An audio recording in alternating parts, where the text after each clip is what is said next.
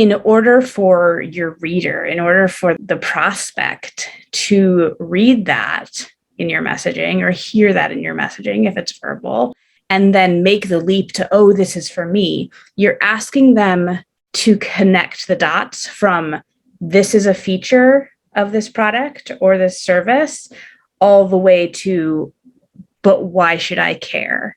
Why is this important to me? How is this going to change my life?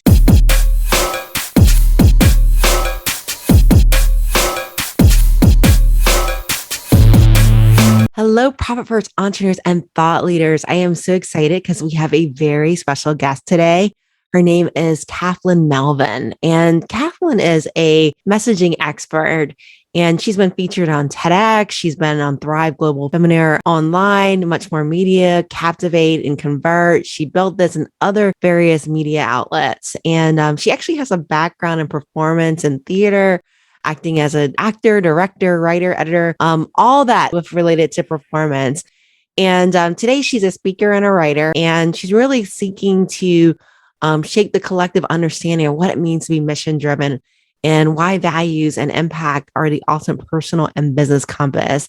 And today we're going to have a really important conversation. You know, a lot of people are spending a lot of time on marketing. They're spending a lot of time doing ads. They're doing a lot of time, just talking to their audience. And sometimes they wonder, why am I speaking until, my throat hurts, but no one is moving to the call of action. And sometimes that's because we're not obvious in our call of action, right? We're not actually making it known exactly what we want our audience to do. And so today, Kathleen and I are going to talk about messaging and really clarifying that message so that your audience knows what you're actually asking them to do for that next step. So please join me in welcoming Kathleen to our platform. Hey, Kathleen, how are you? I am doing so well, and I'm super excited to be here and talk about all of that great stuff about messaging so that we can really sharpen that up and start attracting the right people to us. So first of all, tell me about the story behind of why you felt messaging was important, how you got into this, and why this is such a passionate topic for you. Yeah, so I have always been a storyteller. As a very small child, I was always the person who was writing little books. And when we got our first computer when I was in middle school, so that dates me a little bit, I started learning all about the word processing programs and writing chapter books upon chapter books. And it was about that time, too, that I started doing theater. And that's really where I found an even deeper passion for storytelling. I went on to study theater performance in college. That's what my degree is in. And then I spent about 10 years after college working as an actor and a director. And during that time, I founded my first business with another teaching artist. And that was a national touring arts education company. So we were sending teaching artists all across the United States to put on plays with kids. And it was through that business that I started learning about copywriting, even before I knew what that word meant. I was writing for our website, and I was writing our emails that were going out to our parents of our students and our other customers. And at the time I was living in Chicago, that's where our organization was based out of. And we were so fortunate because living in such a populous area, there were a lot of resources for small businesses. And so I got to go take classes in SEO, take classes in social media, learn from all of these experts, and really get my feet wet in copywriting. And then fast forward 8 or 9 years, I decided it was time to leave the theater industry. I took a very brief detour to law school. And that experience was actually what prompted my TEDx talk. And then it just felt like the absolute right choice to go full-time into copywriting and helping people get their messages, whatever that message is that's on their hearts that they want to share with the world, get that out into the world and into the minds of other people. I love it. Very intense background from that standpoint. It's a lot, yeah. So tell me about, when you see entrepreneurs struggle with messaging and, getting people to respond, right, to their ads, to their copy, to their, blogs, anything. What is the biggest problem that you see with that? Like, what are we doing wrong with our messaging? There are a handful of things that, as sort of an aggregate, are weaknesses, challenges that are holding us back.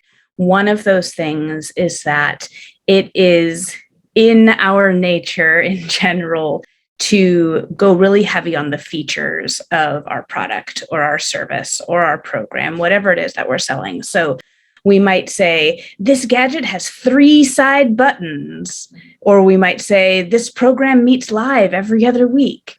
And those are features, those are elements of that product, of that program.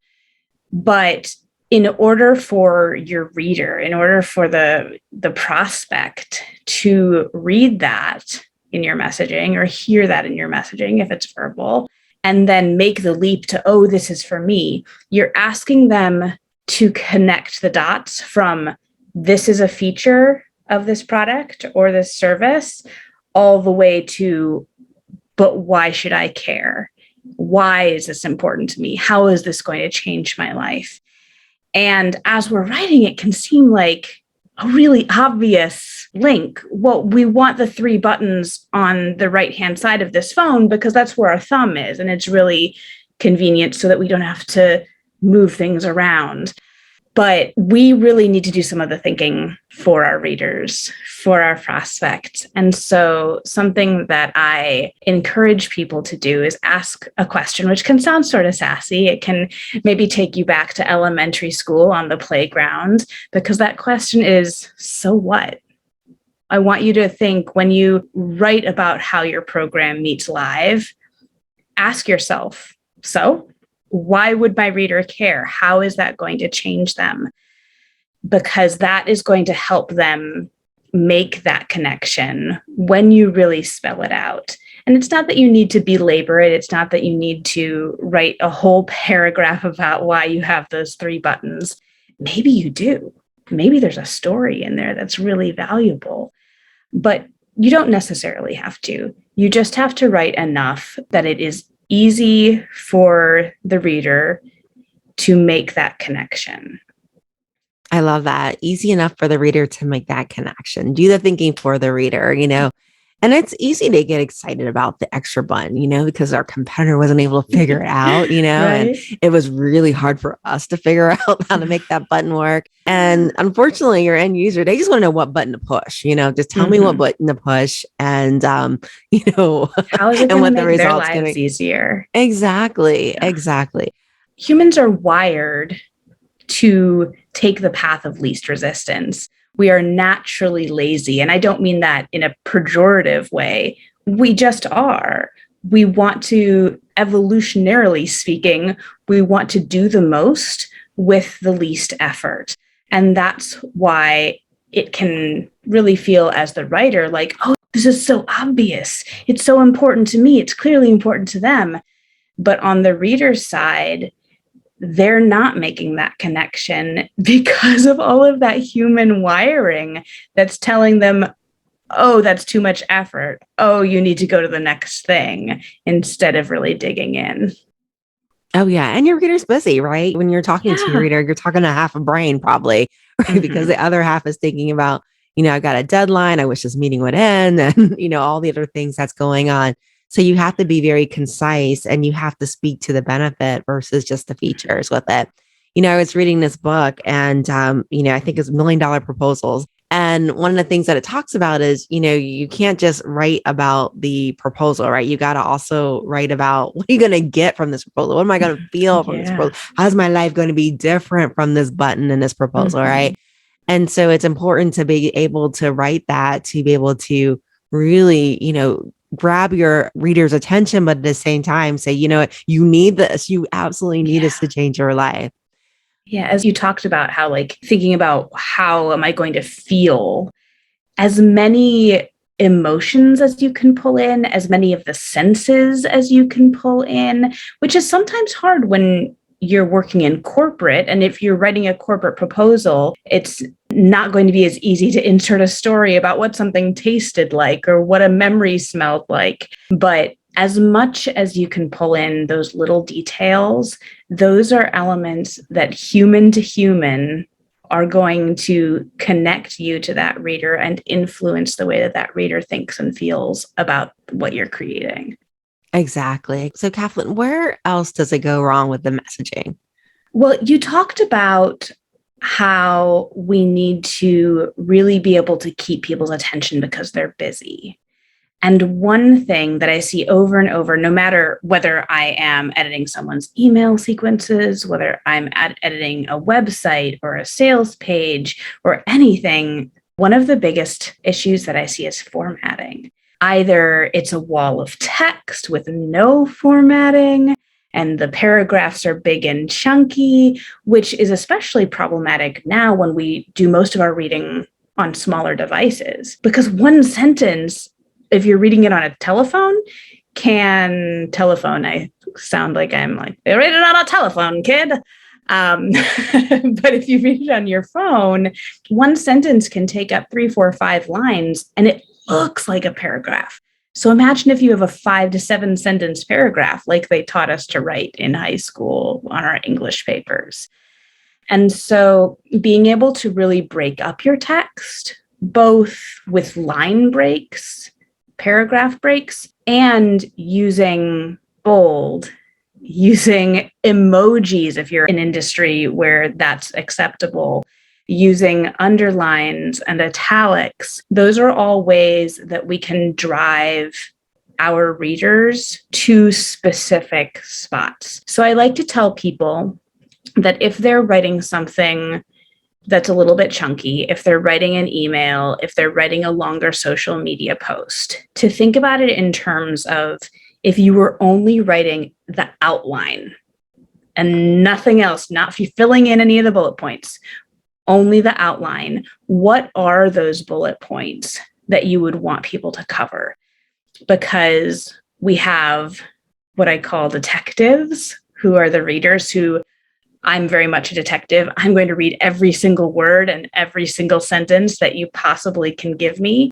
And then we have the scanners, and the scanners jump from headline to headline to headline. And so what happens if you're not using those headers, if you're not using that formatting, those scanners, their brains just shut off. They see all those words as one big block image that they can't compute. And so you lose all those people. But even for the detectives like me, having those sorts of, it's almost like breathing points where we can pause, we can collect our thoughts before we dive in again. Having those headers, having that formatting is really helpful for the detectives too.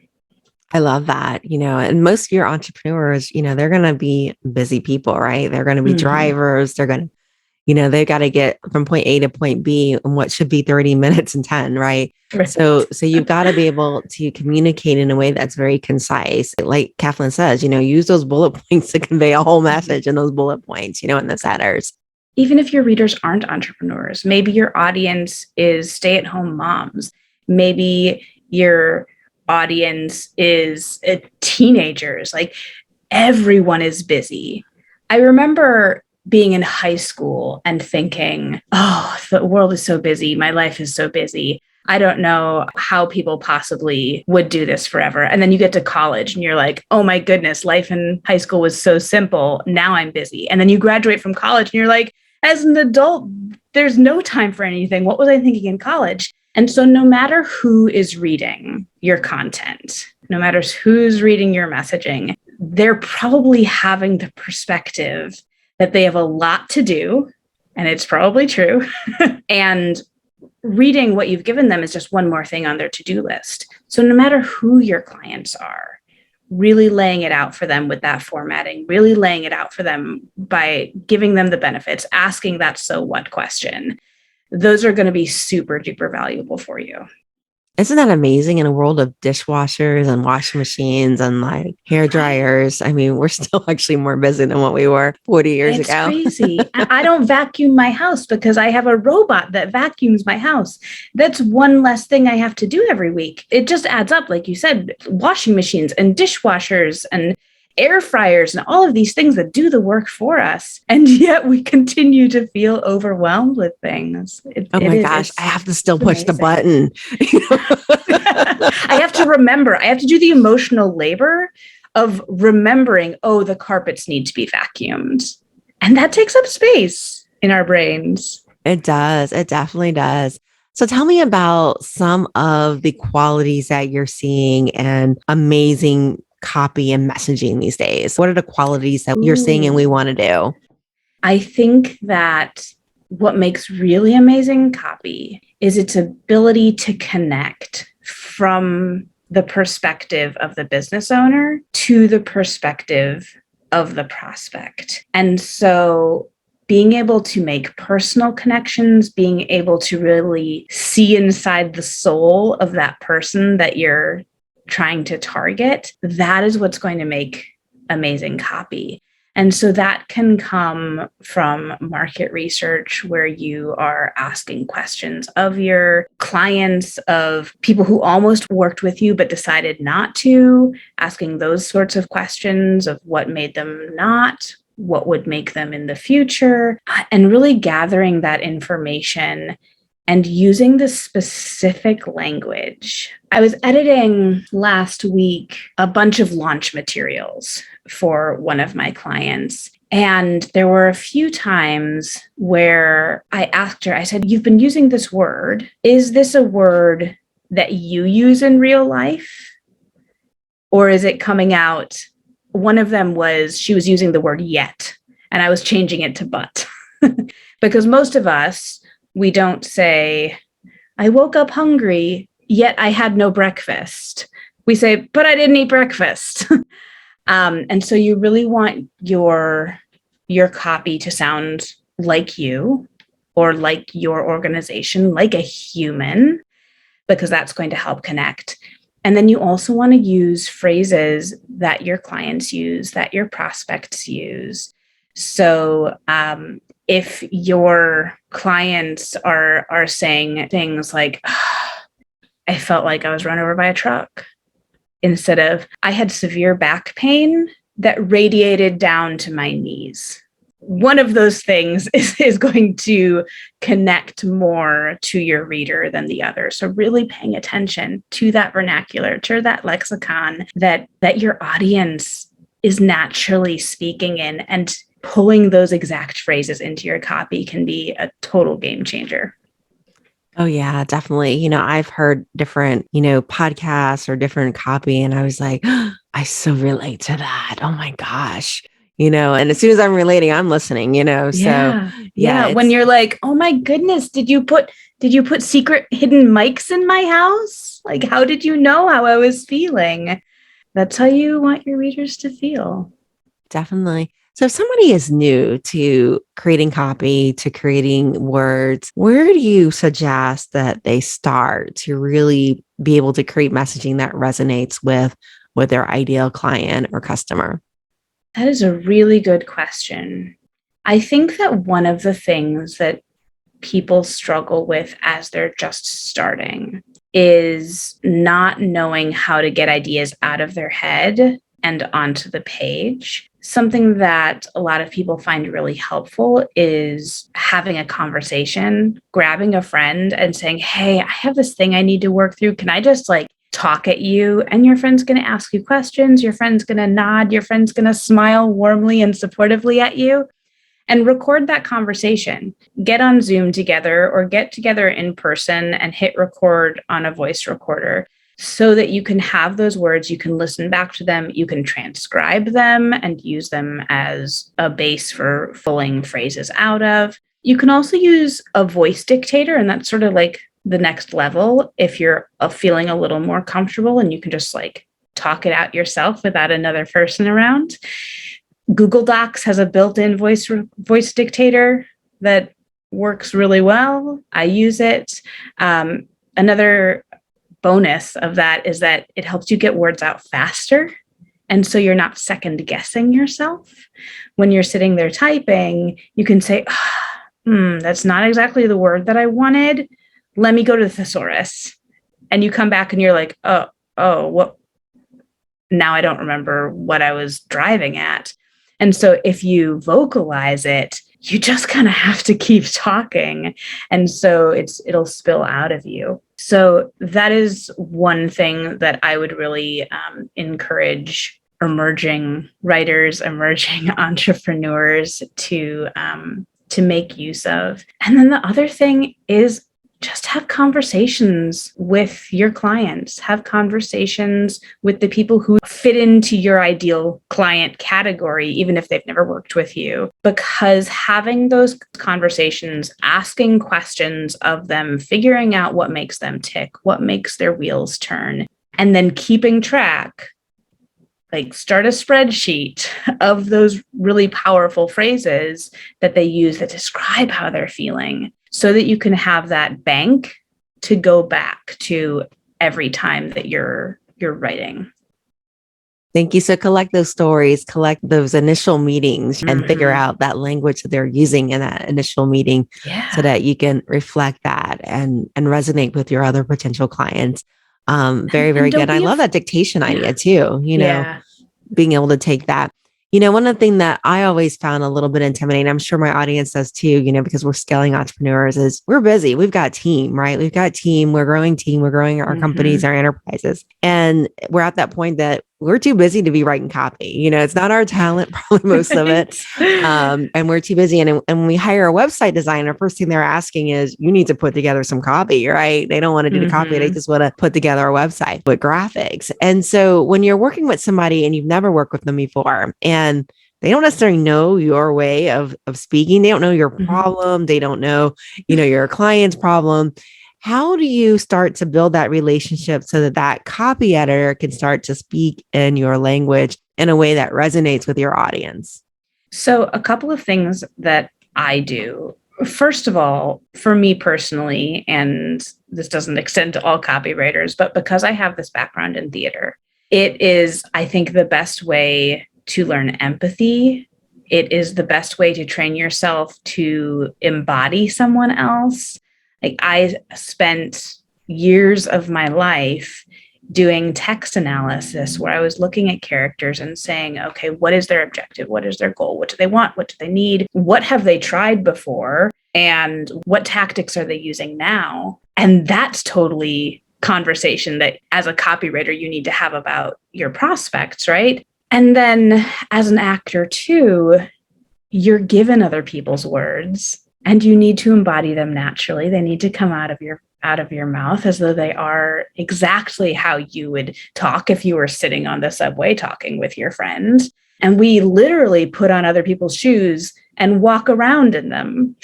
So all of that training and experience as an actor, for me, absolutely translates into the work that I do as a copywriter. And then practically speaking, when I bring on a new client, I ask them for samples. I ask them for any sort of writing that they feel like, this is how I want to be represented. I feel very much me. I feel like I was myself, or my business was well represented if you're not a personal brand. And so that can be emails, that can be blogs, that can be articles that you wrote for a publication, social media posts, any of that. And then I also ask for voice or video recording. So if you've been on a podcast, if you've done a TV interview, that can really help, because not only am I reading the words that you use, but I'm hearing your cadence, I'm hearing your intonation, and that really helps me slide right into that, all of that vocal energy. And on the side of the written material, I will read that out loud, because when you read in your head, just off the paper, that is engaging a very specific part of your brain. But the moment you start speaking those words out loud, it becomes a bodily experience. And again, that just like gets you one level deeper into feeling those words, recalling those words. And I'll pull out phrases just like just like I suggested that our listeners do when they're talking with their clients or doing market research, I will pull out phrases from that written material, from that audio or video material that I hear them saying, oh, they use this cute Midwestern phrase a lot, or, oh, they say goodness gracious, but they never swear. Like those sorts of personality things all go into a document that then I can refer back to, I can pull from as I'm creating content. I love that. So really then it's not our job to train the copy editor. It's our job to pick the right copy editor. That really is what our job is. To pick the right copywriter for you, the one that where your energy runs together, the one that has the specific skill set. If, for instance, I don't do ads, I think that if you're going to do social media ads, that should be your one thing because it can be so specialized. But I think that your job in sort of paving the path for really good copywriting, your responsibility comes earlier when you are figuring out who your ideal client is, who you want to be talking to, when you are figuring out your business values and your vision and your mission, when you are figuring out exactly what this program is or what this product is, so that when your copywriter comes on board, they have that wealth of information that they can pull from and put all of these puzzle pieces together to create your beautiful copy, whether that's a website or an email sequence or a social media campaign. And so those are the tools that you need to create, really, that you provide to your copywriter so that they can really make your messaging specific and powerful. I love that. So really being able to identify our own avatar, right? Who our ideal client is and give samples, right? And have that available for our copywriter to be able to use that to make her job a little bit easier and let her do the acting and of who we are. Yeah. I love that. Kathleen, you've given us like a wealth of information, very valuable. One of the things I like to ask our guests as we close out our podcast is if you could leave our audience with one piece of advice. It can be personal, it can be business. What would that one piece of advice be? That is such a good question. And I think that coming from a copywriter's perspective, one thing that almost every business owner in today's day and age, one tool that we have that a lot of us underutilize is our blog. And a lot of us hear a blog and they go, oh, but TikTok, or, oh, but I'm on LinkedIn, and that's cool and that's fine. And those are both great if they feel good for your business. But your blog has so many benefits and it's real estate you already own. You've already got a website. So your blog can help drive people to your website. If you are writing about questions that people are already typing into Google, if they're saying, I really want to know XYZ, and you can write a blog about XYZ, that is going to allow Google, when they crawl your page, to say, oh, Susanne has this great piece of content that answers this question. I'm going to put this up on the search results. So it can bring people in organically. It also gives Google more information to crawl. It's more opportunity to use keywords that you think will drive people to you.